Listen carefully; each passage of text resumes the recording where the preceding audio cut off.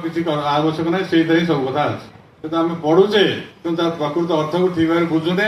आम बुझी पारुने आमको अन्य कई जन भूल बाटे बुझे दौचे तेज ये आरंभ कर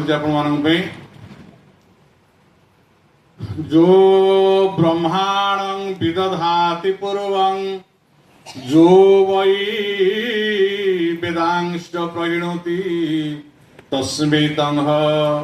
देव आत्मबुद्धि प्रकाशं मुमुक्षु वै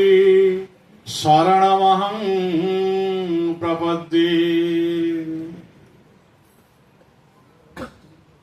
सृष्टिर आरंभ पूर्वर जेतेबेले आमे कोनोसी पंचभूत पृथ्वी जल अग्नि वायु आकाश ये पंचतत्व जिते सृष्टि भी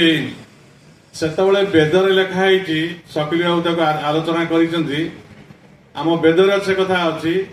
जे एकं एव अद्वितीयं सत रूप नाम वर्जितम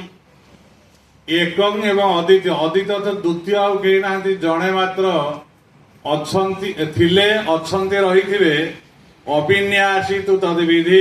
जार कौन समय विनाश हुए ना जी काल उपरे काल महाकाल आम समस्त को काल कबलित करे बयस अनुसार तांकु कौन काल कबलित करे नाही एवं से होचंती निजे साक्षात स्वयं परम ब्रह्म कहुच्छी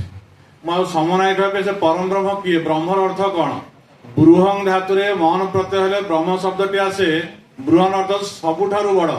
आम इलेक्ट्रॉन प्रोटॉन अणु परमाणु ठारू जदि आम नेति नेति करी गोटे पर गोटे ताठारु बड़ ताठारु बड़ ताठारु बड़ विचार करी करी जेवा निर्विशेष रे पहुंची देखिबा